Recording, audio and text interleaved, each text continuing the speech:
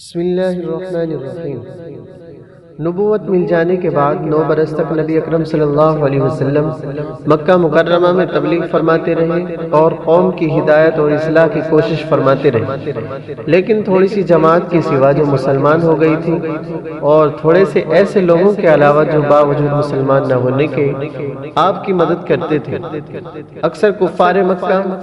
آپ کو اور آپ کے صحابہ کو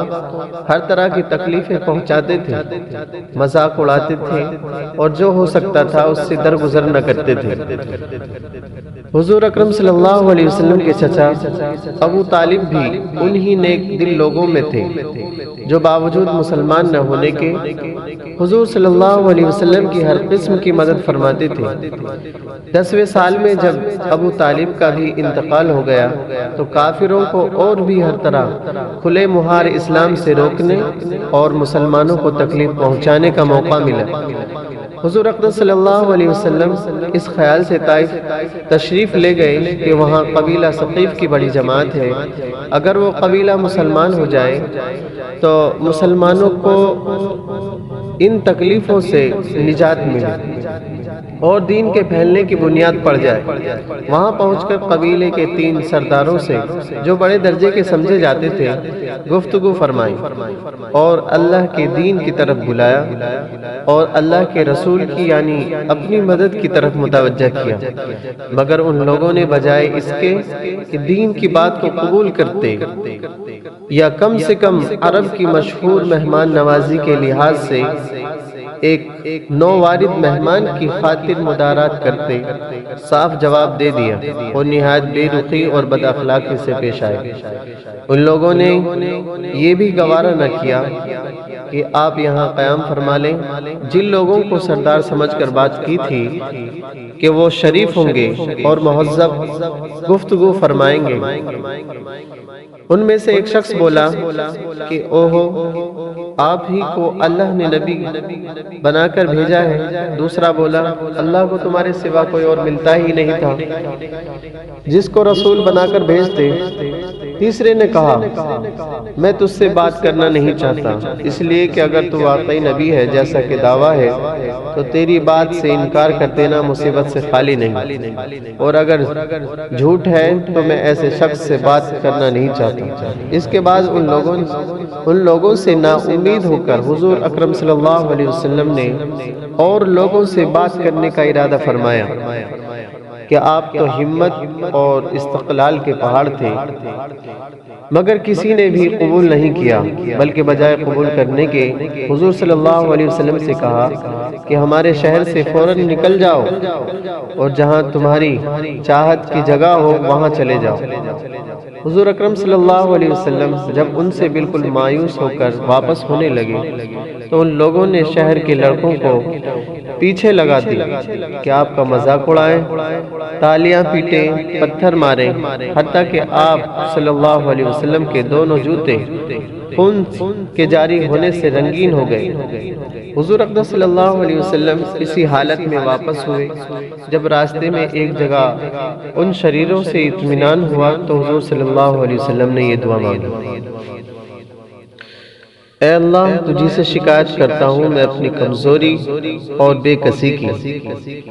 اور لوگوں میں ذلت اور رسوائی کی۔ اے ارحم الراحمین، تو ہی ضعفاء کا رب ہے اور تو ہی میرا پروردگار ہے۔ تو مجھے کسی کے حوالے کرتا ہے، کسی اجنبی بیگانے کے جو مجھے دیکھ کر ترش روح ہوتا ہے اور منہ چڑھاتا ہے،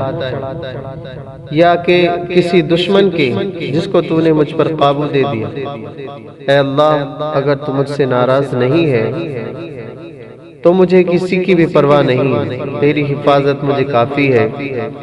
میں تیرے چہرے کے اس نور کے طفیل جس سے تمام اندھیریاں روشن ہو گئیں اور جس سے دنیا اور آخرت کے سارے کام درست ہو جاتے ہیں،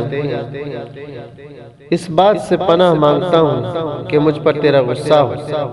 یا تو مجھ سے ناراض ہو۔ تیری ناراضگی کا اس وقت تک دور کرنا ضروری ہے جب تک تو راضی نہ ہو۔ نہ تیرے سوا کوئی طاقت ہے نہ قوت ہے، مالک الملک کی شان قہاری کو اس پر جوش آنا ہی تھا کہ حضرت جبریل علیہ السلام نے آ کر سلام کیا اور عرض کیا کہ اللہ تعالیٰ شانہ نے آپ کی قوم کی وہ گفتگو جو آپ سے ہوئی سنی اور ان کے جوابات سنے، اور ایک فرشتے کو جس کے متعلق پہاڑوں کی خدمت ہے آپ کے پاس بھیجا ہے کہ آپ جو چاہیں اس کو حکم دیں۔ اس کے بعد اس فرشتے نے سلام کیا اور عرض کیا کہ جو ارشاد ہو میں اس کی تعمیل کروں، اگر ارشاد ہو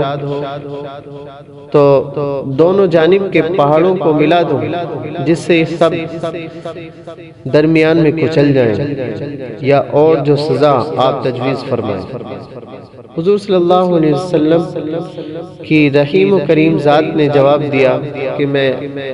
اللہ تعالیٰ سے اس کی امید رکھتا ہوں کہ اگر یہ مسلمان نہیں ہوئے تو ان کی اولاد میں سے ایسے لوگ پیدا ہوں جو اللہ کی پرستش کریں اور اس کی عبادت کریں۔ یہ ہیں اخلاق اس کریم ذات کے جس کے ہم لوگ نام لیواں کہ ہم ذرا سی تکلیف سے، کسی کی معمولی سی گالی دینے سے ایسے بھڑک جاتے ہیں کہ پھر عمر بھر اس کا بدلہ نہیں اترتا، ظلم پر ظلم اس پر کرتے رہتے ہیں اور دعویٰ کرتے ہیں اپنے محمدی ہونے کا، نبی کے پیرو بننے کا۔ نبی کریم صلی اللہ علیہ وسلم اتنی سخت تکلیف اور مشقت اٹھانے کے باوجود نہ بد دعا فرماتے ہیں نہ کوئی بدلہ لیتے ہیں۔